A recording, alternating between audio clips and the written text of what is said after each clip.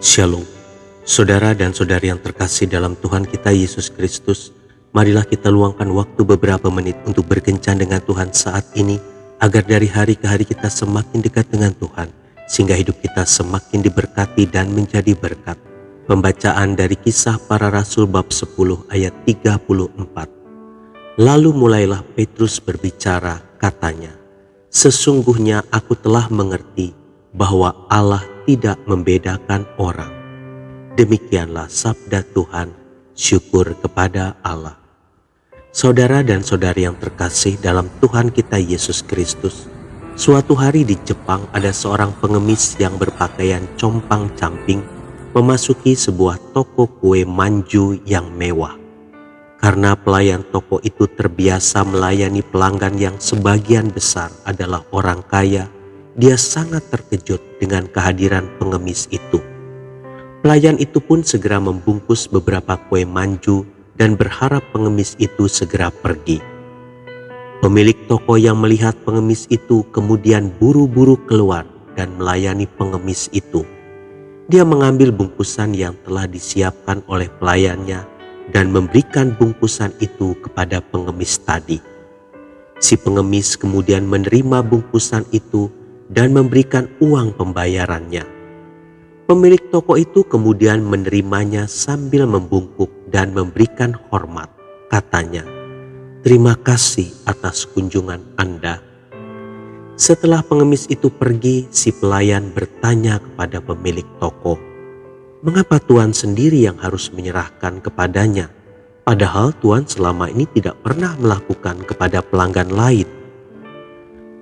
Hampir semua pelanggan kita adalah orang kaya. Membeli manju bukan sesuatu yang istimewa bagi mereka. Tetapi hari ini, seorang pengemis yang datang membeli, itu adalah suatu hal yang sangat bernilai baginya. Yang pasti, ia dengan susah payah mengumpulkan uang untuk mendapatkannya. Oleh karena itu, saya harus melayani tamu istimewa ini, kata si pemilik toko tersebut. Saudara dan saudari yang terkasih dalam Tuhan kita Yesus Kristus, seringkali seseorang dianggap sebelah mata oleh orang lain hanya karena penampilan, status sosial, dan materi. Terlebih ketika orang itu sedang berada di tengah-tengah orang yang kelas sosialnya jauh lebih tinggi. Hal ini pula yang dialami oleh para pemungut cukai dan perempuan-perempuan sundal yang menjadi penyakit masyarakat pada zaman Yesus. Namun demikian, Tuhan tidak pernah membedakan orang. Bahkan Tuhan memang hadir bagi orang-orang yang berdosa agar mereka bertobat. Saudara dan saudari yang terkasih dalam Tuhan kita Yesus Kristus, demikian pula dengan kita. Kita sadar bahwa diri kita mungkin tidak pantas untuk berjumpa dengan Tuhan. Namun bagaimanapun juga Tuhan rindu untuk kembali intim dengan kita, bagaimanapun keadaan kita sekarang. Dia bahkan mau menggunakan kita semua menjadi alatnya untuk membangun kerajaannya di tengah dunia ini. Yang kita perlukan adalah kesungguhan hati untuk bertobat dan kembali ke jalannya.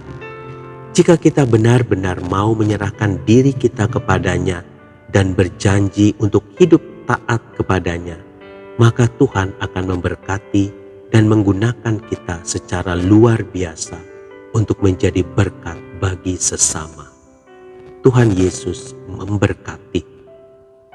Marilah kita berdoa dalam nama Bapa dan Putra dan Roh Kudus. Amin.